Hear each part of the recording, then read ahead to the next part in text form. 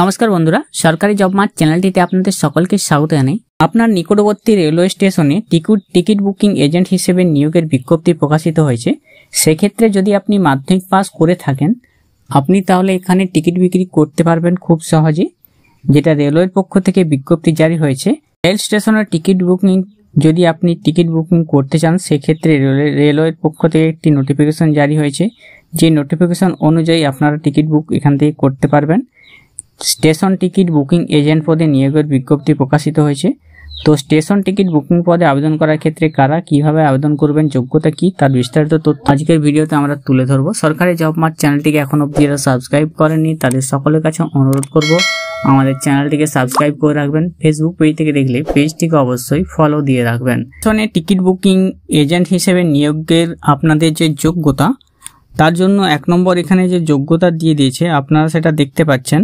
1 নম্বর যোগ্যতা, যে এলাকায় বা যে স্টেশনে টিকিট বুকিং কর্মী হিসেবে আবেদনপত্র শুরু হয়েছে, আপনাকে তার লোকাল ব্লক, তহসিল বা মণ্ডলের বাসিন্দা অবশ্যই হতে হবে। এলাকায় টিকিট বুকিং এজেন্ট হিসেবে নিয়োগের বিজ্ঞপ্তি পেয়েছে, সেখানের আপনাকে স্থানীয় বাসিন্দা অবশ্যই হতে হবে। আপনাদের বয়স অবশ্যই 18 বছরের উপর হতে হবে, 18 বছরের উপর হতে হবে এবং অবশ্যই আপনাদেরকে মাধ্যমিক পাস করে থাকতে হবে। মাধ্যমিক পাস করে থাকলে আপনি এখানে আবেদন করতে পারবেন, যেটা মিনিমাম কোয়ালিফিকেশন মাধ্যমিক। এখানে পুলিশ স্টেশনের একটি সার্টিফিকেট লাগবে, যেটা আপনার কোনো ক্রিমিনাল কেস নেই আপনার বিরুদ্ধে, তার জন্য একটি পুলিশ আপনাদেরকে সার্টিফিকেট অবশ্যই লাগবে পুলিশ স্টেশনের।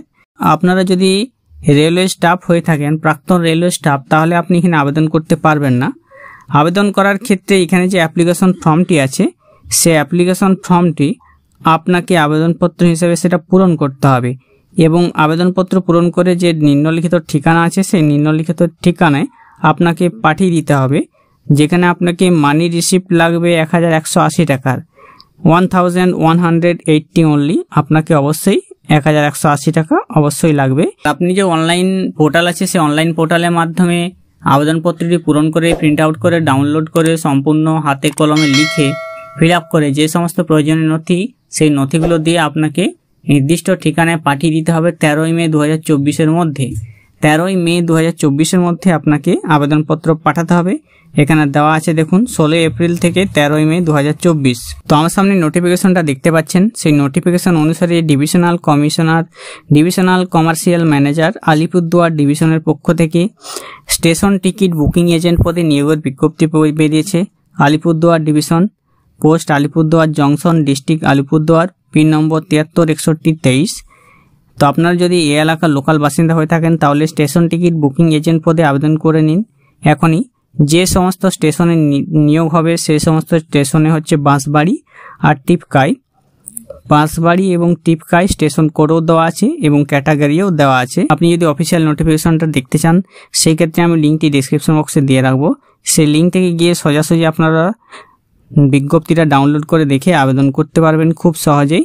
স্টেশন টিকিট বুকিং এজেন্ট পদে আবেদন করতে হলে আলিপুরদুয়ারে যদি বাসিন্দা হয়ে থাকেন, বাঁশবাড়ি এবং টিপকাই স্টেশনে টিকিট বুকিং এজেন্ট আপনি হতে চান, সেক্ষেত্রে আপনি আবেদন করতে পারবেন 13ই মে 2024-এর মধ্যে।